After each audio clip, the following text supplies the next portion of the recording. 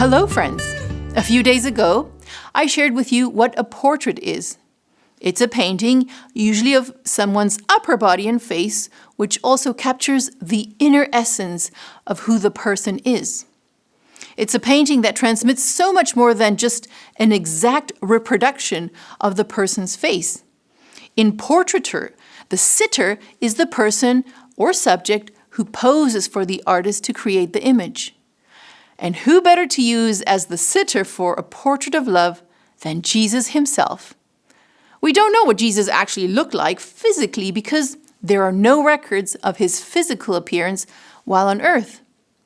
The messianic prophecy in Isaiah 53 clearly states that there was nothing external to Jesus that would attract others, no supernatural glory surrounding him.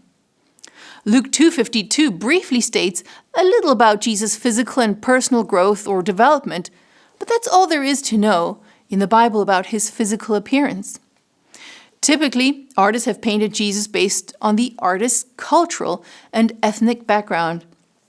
And probably the most conventional image that we have of Jesus now is fully bearded with long hair, which emerged around AD 300. Although conventional, it's still a guess. What is not a guess is Jesus' inner essence, which has been carefully documented. Starting with the four Gospels, we can begin to have a portrait of who Jesus really was. They are four different but complementary descriptions of who Jesus is. And every description points to the same essence: love. Matthew shares the connection between the Old Testament and the New Testament by focusing on Jesus as the Messiah and King. He was the fulfillment of a redemption promise made by God after the fall. Mark depicts a Jesus who is the servant to humanity. Mark shows that Jesus spent every minute in service through his miracles or helping the people around him.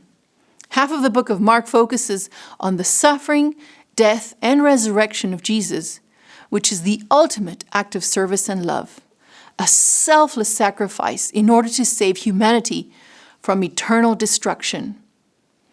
Luke shows us a Savior who came to save everyone, both Jews and Gentiles.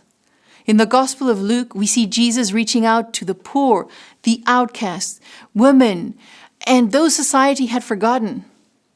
Luke presents a Jesus who is the Son of Man, who understands our struggles, endured temptation, and yet remained without sin. In him, we find a Savior who fully identifies with humanity.